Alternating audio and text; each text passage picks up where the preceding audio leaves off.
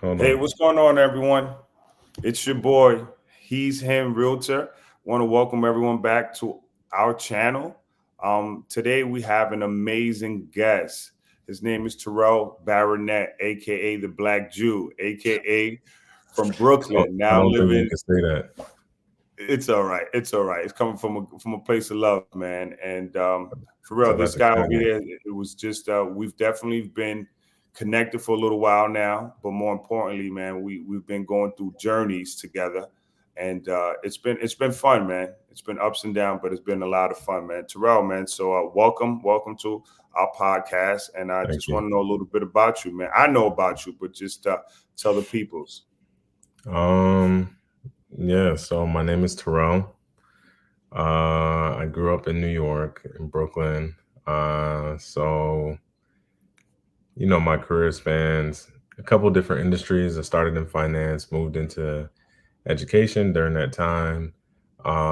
Tried a little bit of everything in order to generate wealth, just using all the methods in which I was recommended or I was prescribed, and kind of just like learned a lot along the way, and still at it, but happy to share any knowledge. Happy to talk through my journey, ups and downs, if it helps anyone. Awesome. So this podcast mission, man, is to educate our young people, man. I think it's super important, man, for us. We don't have the magic sauce, but we have more experience, right? So that's super important, man. So for us, man, and our main goal is to educate them, um, and have them go through the hiccups, but also have that cheat sheet and just be like, hey, these guys did it. And for me, it's just educating them, man. So hmm so for me, man, what unique insights have you gained from your experience from working, your I want to say your W-2s or your 9 to 5, and now just you just doing things on your own. What is some insights that you could give our young audience? Um, that's a good question. I think that for the most part, there is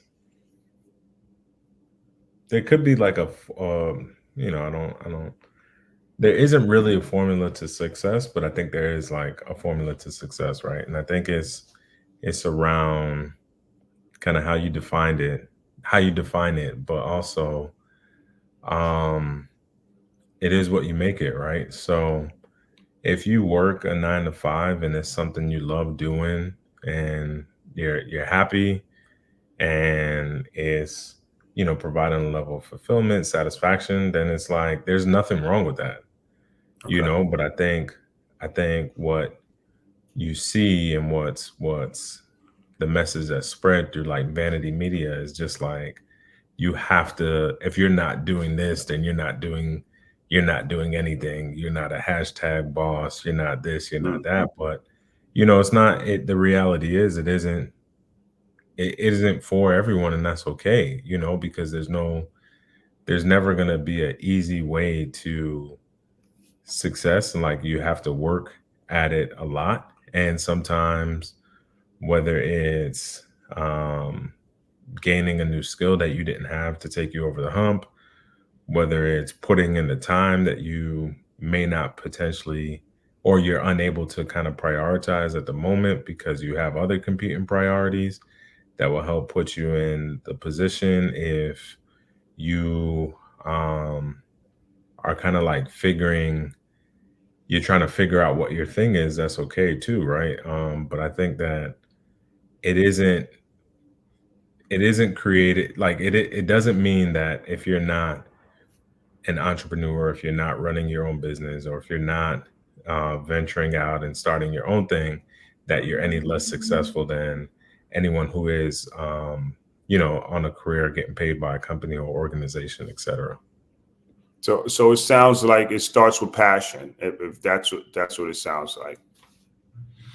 mm, were you asking my tips to success? You're asking my cheat code? Yeah, man, that's what we want to hear. Give us the meat and potatoes of it, man. Like, come on, man. Don't hold back. Nah, man, that if I'm selling you my cheat code, it gotta go on a course. Isn't that the way to do it? I can't give it to you for free. Like who gives away the competitive advantage for free? I gotta put in And a this is course. why this podcast was created, man. We're giving that the advantage, man. So yeah, so I'm sounding, and it just sounds like, man, it just comes from a place of discipline. Sounds like passion, a lot of that, and it's okay being wherever you want to be. It's just a matter of how bad do you want it, or pretty much what do you want to do, and that's, I guess, a segue to the next question. I'm a big fan of sports, definitely something that shaped me and actually, man, just kept me alive, man. And that's real talk. Like that's just what did to me, man. And how has sports transformed you, or at least gave you some experience that transfers to the real world? Um, that's a good question. Hold on. Sorry, that's a good question. Um, I Because think that you did say you was a boxer, right? Can you tell us a little bit about your sports background, man? no, no, This is no, no, no. interesting, man.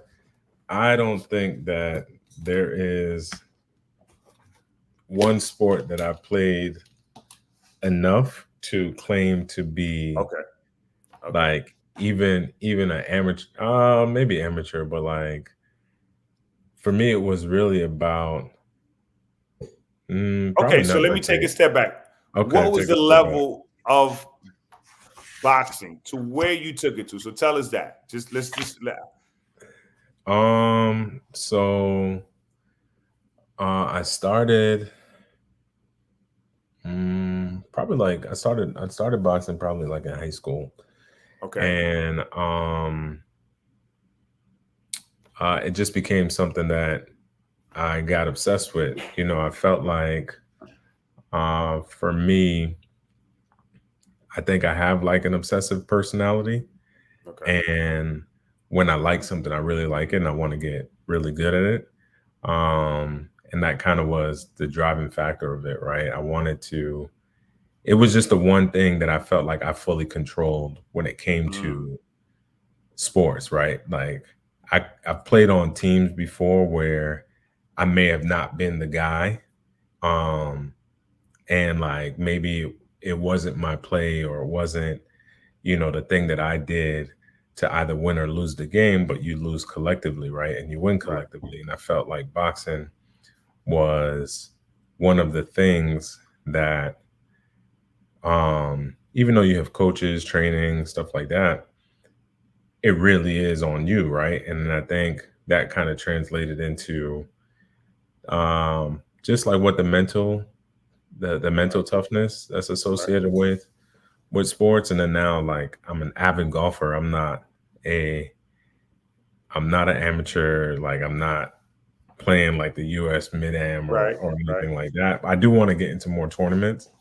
Okay. But so if anything, I think golf has been the closest to like something I could see me competing on like a lower professional level, not like a amateur level, but like a like local tournaments, stuff like that. Okay. Awesome. Awesome. So how's that transition in your entrepreneurship journey, I guess? I think it's for me. I think it's all about the mental. I think it's the mental, I think the thing about it is like I have a different perspective than I did starting out, and right now it's not necessarily that sports aids into my success or lack of success or like finding success. It's more so just like the mental mind frame that I operate from, and then it Hmm. spills over into different categories in my life.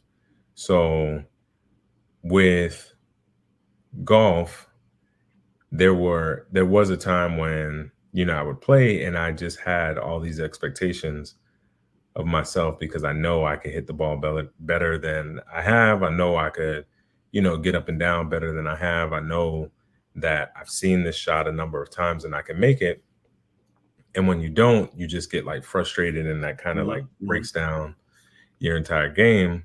But now, like, I'm in a place mentally where it's just like, I'm just so grateful the time that I get to go out and play golf that while I'm still playing at a while I'm still playing at like a high level, meaning like what I'm putting together is like getting better and better and I'm seeing the improvements in my game. I'm not I'm not mentally sabotaging myself by operating from, false expectations or pretenses of what and where I should be.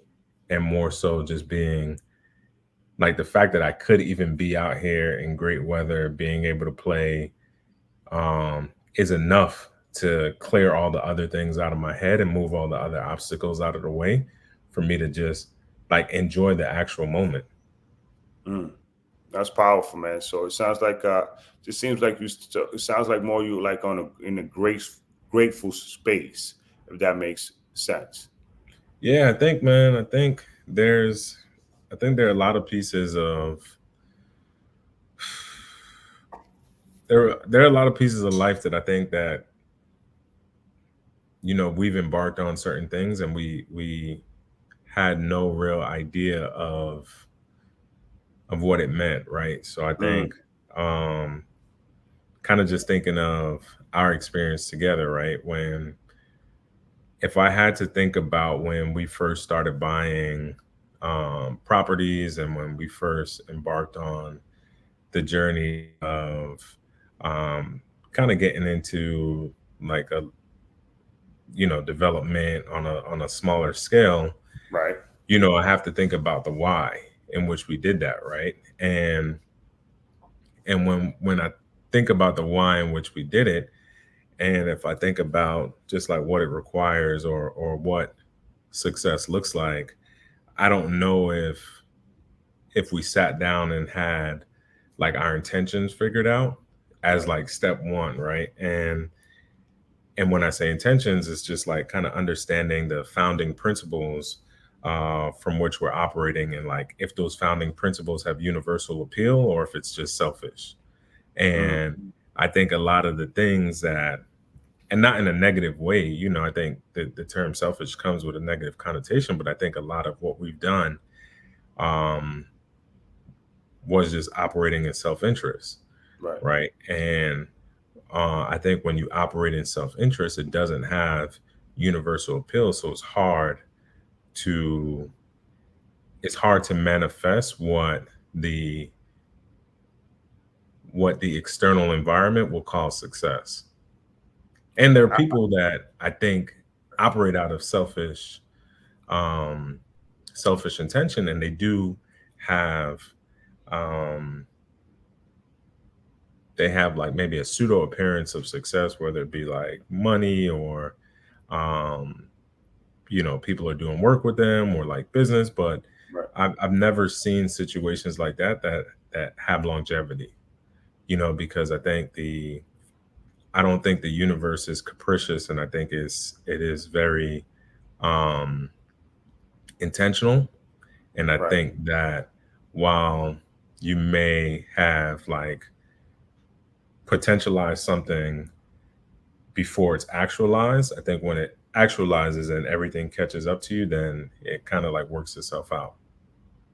It's interesting that you just brought that up, man. Because like again, man, we're always talking, man. I think that's the cool thing about us, man. I think we're Hmm. always talking, and we're talking about A through Z. This is never one topic. You know what I mean? And I think that's the dope part about this.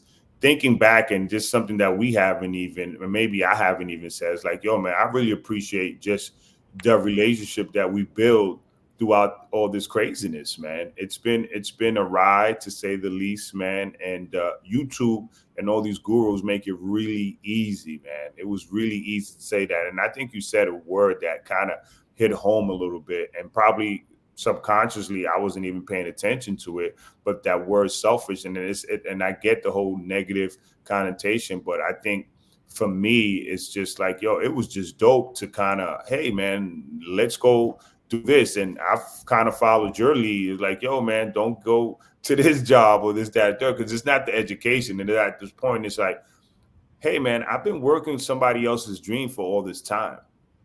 I'm tired of working someone else's dream.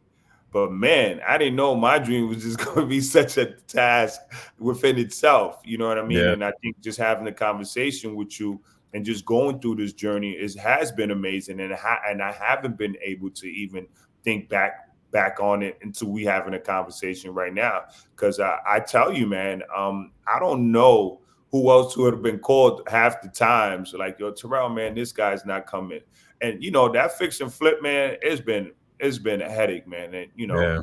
all Yeah. mercy to the man upstairs and all the people who played a big part on this flip. But also, man, it was nothing what we thought it was going to be. Yeah. Yeah. Nothing. No. I think you're right. I think from the development standpoint, when we started um, getting into projects and then like exploring different markets, we did think that it was going to be a lot because we both had individual success, Yeah.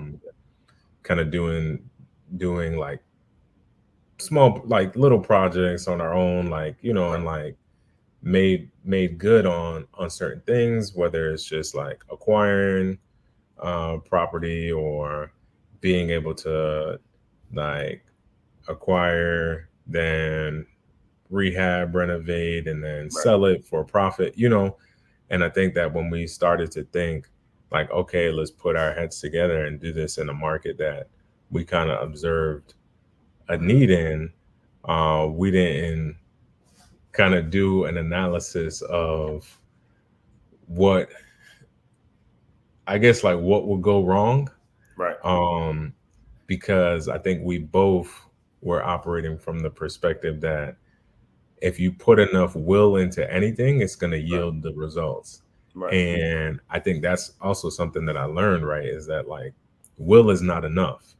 It's really Having the strength is not enough.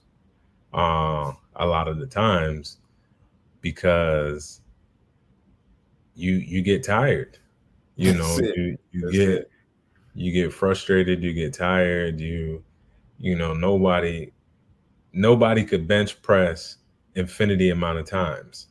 You know what I'm Mm. saying? And no matter how much I'm like, yo, I can get one more rep in, at Right. some point your muscles get fatigued and That's you it. have to take a rest, right? And I don't That's think we it. think about it from that perspective when we were setting out the game plan, when we were, looking at numbers, running different Right. analysis. We weren't thinking about like, all right, if we came into this and we hit this and this roadblock, what would that look like? Right. And I think we were kind of not necessarily overzealous, but we were just like eager. We were just eager, hungry, like, okay, Absolutely. this is gonna get it done. And I think we were willing to work hard. And you see that, even a car runs out of gas, That's even it. if it has a full tank. So That's it. I think that kind of is what we experienced. And obviously, like we found the workarounds.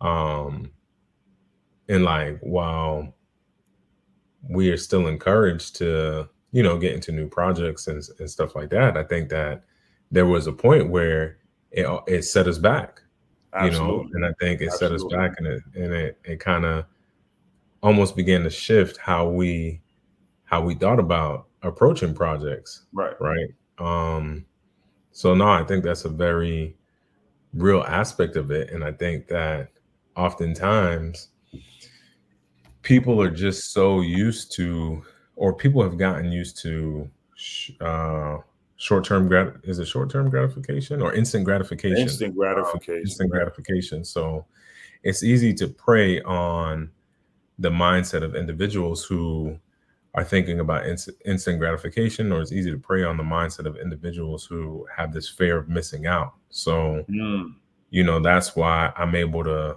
put something up and it's like, hey, you want to make this amount of money this quickly? without doing any work, everybody's going to be like, yeah, yeah, yeah, let's do it, and 9 times out of 10, it turns out to not be what you wanted it to be, right? I think Right.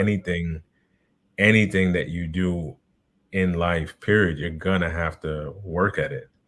That's it. Um, so to just think that, hey, unless I think there's a caveat, right? When you get to a certain point in your career where you've amassed enough, um, financial assets where you can have like the discretionary income to say, okay, I'm gonna invest in this, this, and this as vehicles. You have the right people or right team, or enough to be able to suss out the good investments or the investments that you want to be a part of. Okay. Then is like, okay, I can sit back and watch this and kind of watch this grow. But I think, for the people who's like, hey, I've saved up my money, I got $10,000, I want to be an investor. Um, I think it's hard I think the reality is like it's hard to kind of adopt that mindset of just like sitting back when that's not nearly enough money to kind Mm. of sit back and um, observe the fruit of your labor. Not saying that it's not enough. You can do Right. something with it. But I think the way that people are looking, like the returns that people are looking for and what they want to do and all that, I don't think that's nearly enough. And 9 times out of 10, if 10,000 is what you can spare, it's probably not enough anyway. Mm. Because if you lose that 10,000, like what would it mean for you? And if it means more losing it than gaining another 10, then you probably shouldn't. Shouldn't. You shouldn't part ways with that 10. Right. So let me ask you a question, man. So I guess for me is, man, I want to just, there's so many ways to get this conversation, man. Because again, man, you're very knowledgeable, and I think we could just tackle this all kind of ways. I think for me, man, I want to do it tangible. And Okay. a question is, man, I am a new investor, right? Okay. I have some cash. I'm actually thinking about investing and doing a fix and flip in another market. Okay, in another market. I come to you. I know you experienced. What advice you have for me? I would say don't do it. And why is that? I would say don't. And I know you're gonna be pissed, but I would say don't. I would And say why don't. is that? I mean, how I feel about real estate, but I think, okay, let me think about it. If you're a new investor, you say, hey, I have $10,000, I want to do something I with it. didn't say 10. I said I have some money away. I have some Okay, money I have away. some money. I have some money away. I want to do something with it. The first thing I So I would tell ask, you what, let's take a step back. I have some money. So okay, what should I invest in then? Let's go there. the first thing I would ask you is the money that I don't even need to know the number. Okay. If you lost all of it, will you be okay?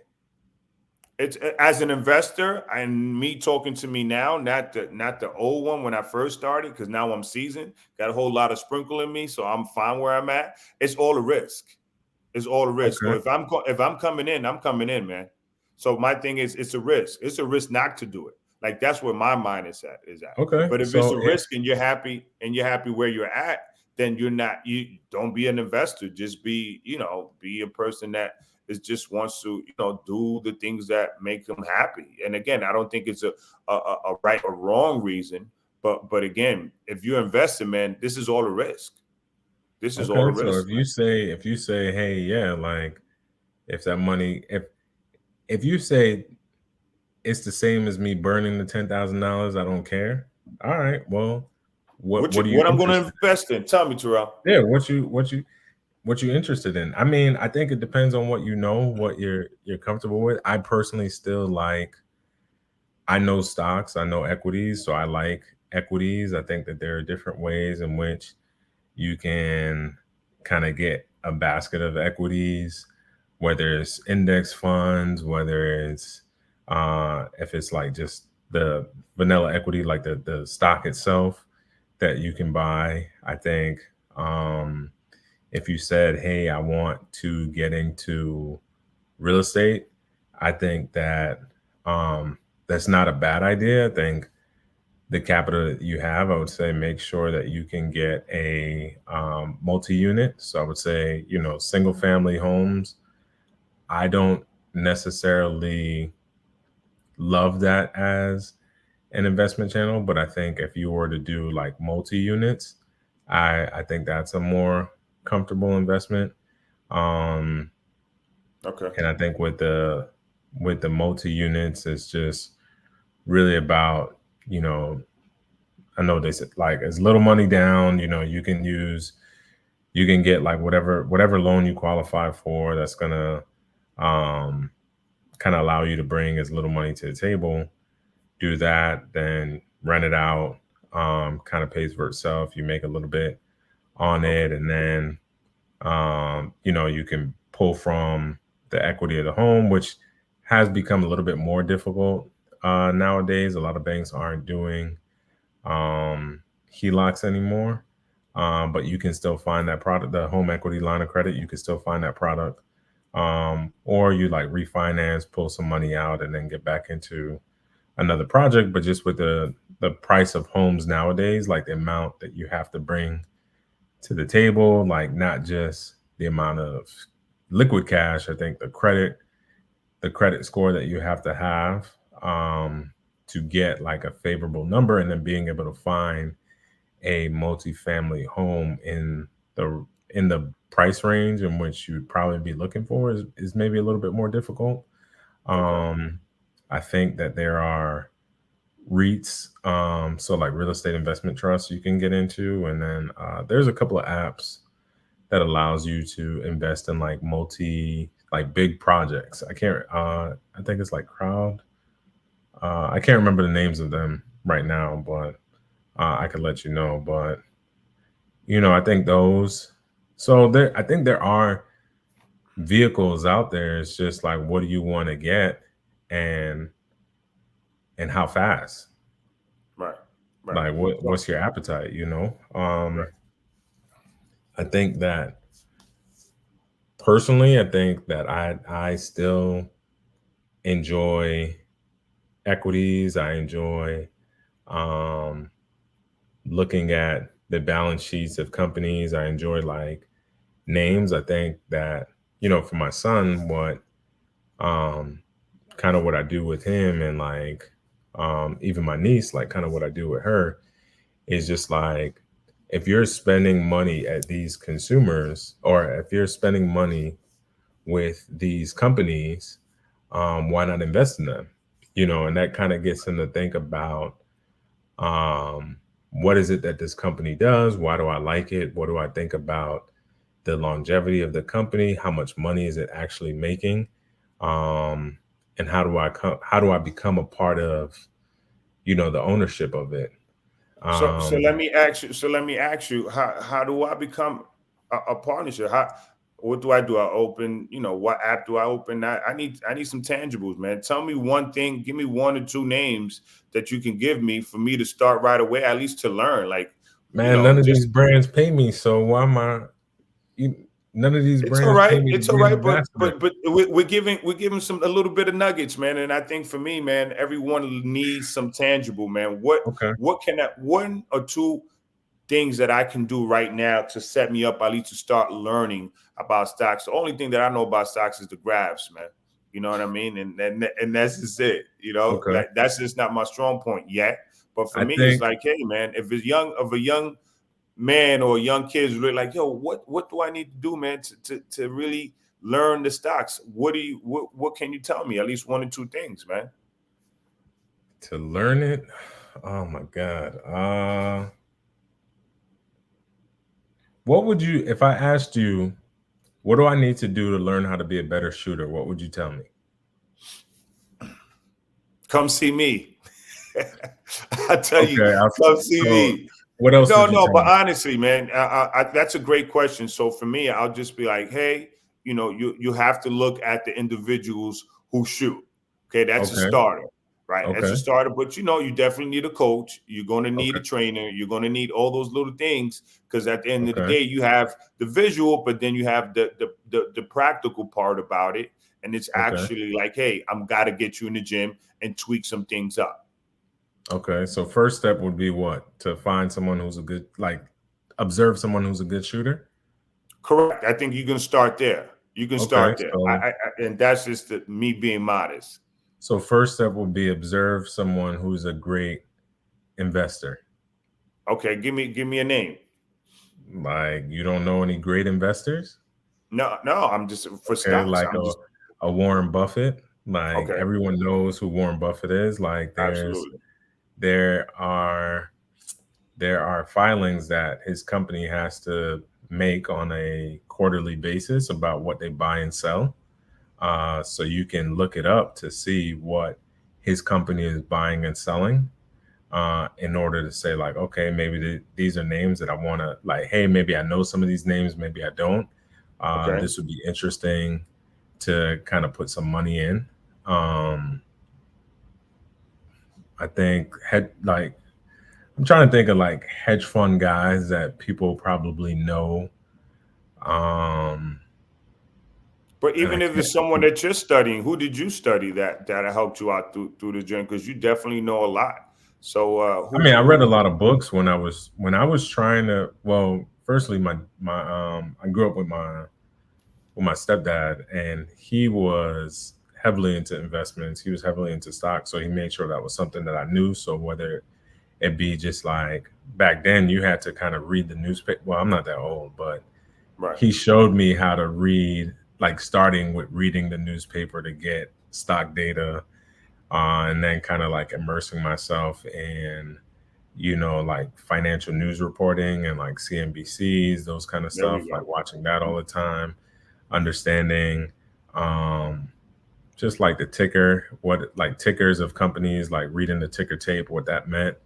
Um, and then in school, once I decided like this was an industry that I wanted to get in, I would just talk to any and everybody who I knew was either adjacent to it, who I knew was either getting internships, Where who did were you do your taking finance internship at? courses. I did my internship at a pretty big investment bank. And even then, it was like that wasn't easy getting into, but Okay. um, I knew I wanted it, so I didn't There you take go. no for an answer. So I kept going. So like nowadays, it's much more democratized, so it's much easier to find the information. There are apps that you can get on that allows you to do these things, and you don't have to be a guru to understand it. And I don't think you need to have a substantial amount of knowledge to become a investor.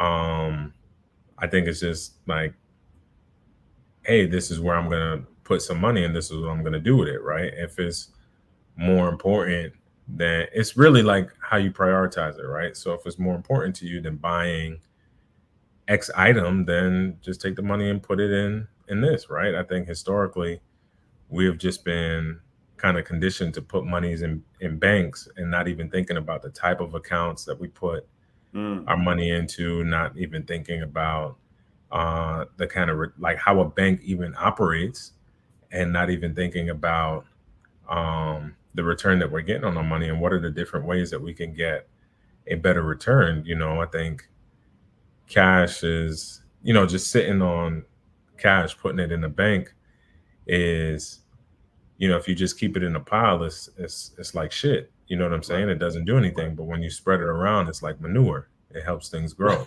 right? Right. So, Right. and I think that's kind of how you should be thinking about it. I think, you know, there's a lot of, man, when you think about like credit cards and like the amount of shit that people are buying, the amount of consumerism that happens now, it's It's it's insane. it's insane.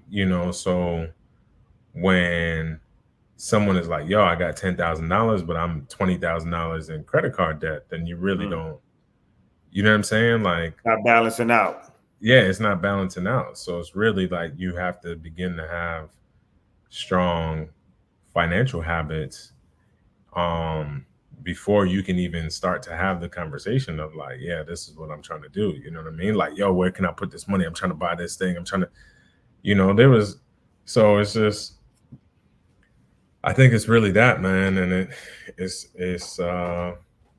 yeah. No, that's awesome, man. And that's just it. It just definitely sounds like you said before you even think about investment. So there's a couple of ways to unpack this, and it was definitely you need to be financially healthy. You need to immerse yourself in investing, I guess, world.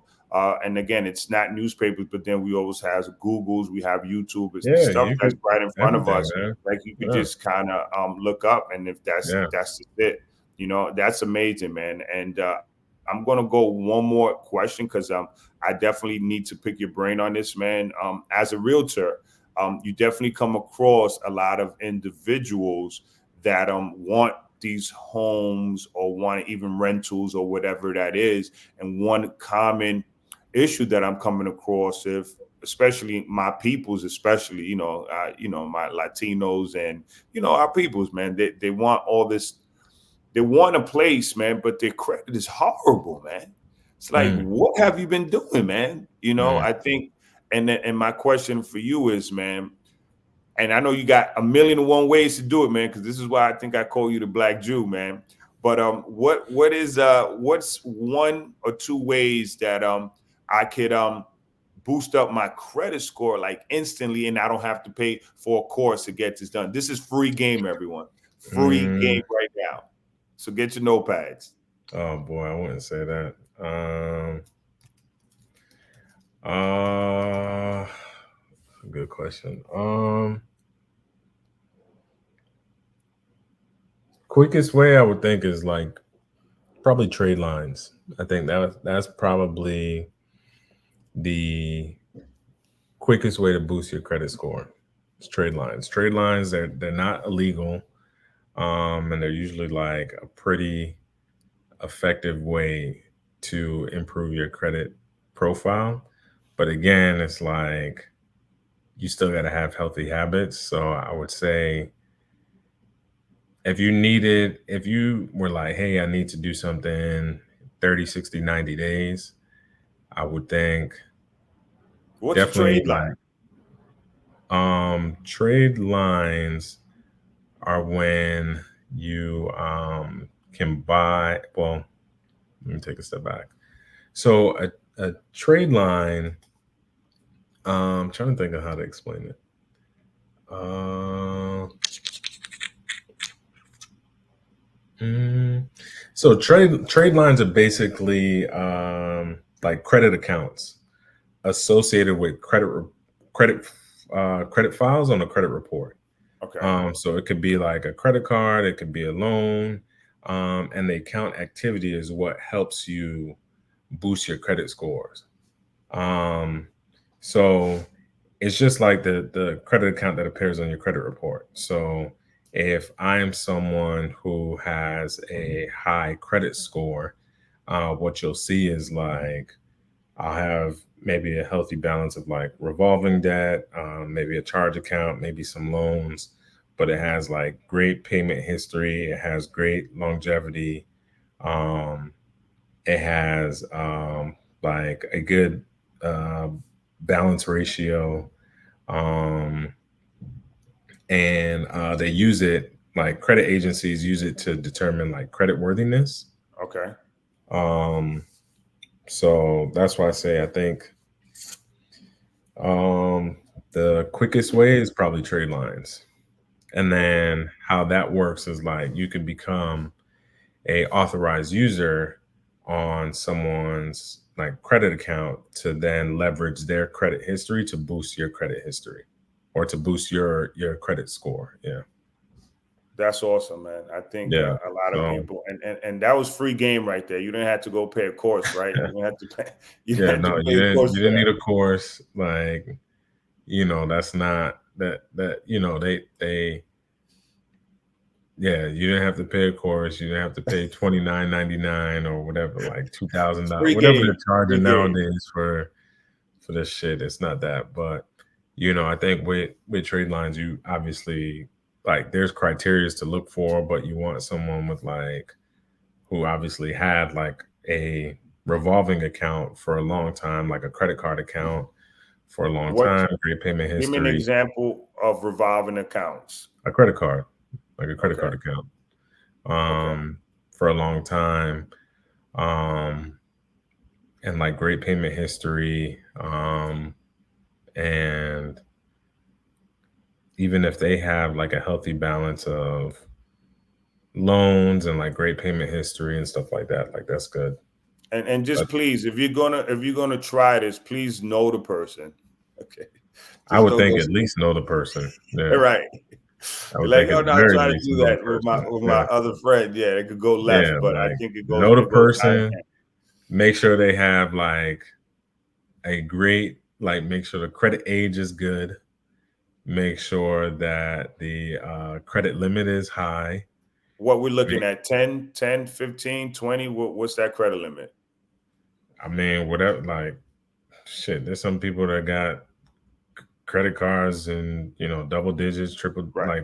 like whatever it is, tens, 20,000, Okay. 100,000. I don't know, As but long as more than whatever that person has, right? yeah, if it's the higher the better. Okay. So if you know someone with a high uh with a high credit limit, Just talk to me. that a great credit age, and then utilization is another one. So the credit card can't be maxed out. Okay. Um, you don't really want that. And then uh payment history. Okay. Yeah, Awesome. you want that to be good That's too. amazing right there, man. So Yeah. definitely please rewind this part. This is definitely free game, and this is awesome, man. Yeah, Terrell, I honestly, man, I can't thank you enough for your time, man. This been awesome. This been dope, man. This is for our sure, first of man. many. I think we're definitely going to try to figure out how we could put you on. I don't know, Market Mondays or something. I don't know. We're gonna figure something because I I think your mean, insight. I love to talk, so Right, right. whatever you So want to so talk we about. like to we like to definitely end it with and this is something that's going to be something on a regular basis, man. But what I like to do, what is one quote that you living with right now? So some people say what music you listen to. My thing is what is one quote that that you living with at this time? Uh, it's probably not a quote, but it's something that I have. It's something that I have on my computer. Hold on. Yeah, it's not a quote, but it's something I have on my computer. And it's 3 feet from gold. Okay. Yeah. And tell us And a little bit. what that essentially is like I think it was Napoleon. I think it was Napoleon Hill, who like identified this thing, or I can't remember who, was the like founder or whatever it is, right? Right. But the idea is that it's like this idiom to describe that. It says like one of the most common causes of failure is like quitting, is the habit of quitting, Mm. right? And not just quitting, but quitting right when you're at the point of success, when it's within Ooh, arm's reach, love right? it. Which is 3 feet. So it's saying that there's no way to tell. There's no way to tell like what fortunes or success we may miss out on just by quitting too early, right? Because you could be 3 feet from gold and you just don't know it. Awesome. Yeah. Awesome. So No, that's that or awesome. like, and I like the red card theory. I do like the red card theory as well. That's something I've been thinking about a lot. Okay. Okay. No, that's awesome, man. Like always, man. So I know you're not one to want people to hit you up, but at least if somebody wanted to talk to you or at least ask you some advice, man, what's one way or ways to connect with you? They got to go through you. I have no socials. I have zero. I have zero socials. So I So gotta do again, if you want to talk to this man again, man, he's a knowledge of wealth, man. Super, super bright young man, man. But nah, man. sky's the limit with you, brother. And I'm gonna tell you one thing, man. If I didn't tell you enough, man, I love that quote or that saying. And you're living it, man. You're living it, man. So Thank you, keep it man. I up, brother. appreciate it. Keep it up, man. And again, man, this was my guy Tirrell, aka the Black Jew from Brooklyn. Is your boy. He's him realtor. Check it out. Leave comments or whatever. And to the next one. If we can't do it, who can? All right, man. I Peace. love it. All right, brother. Thank you. All right. Thank you, man.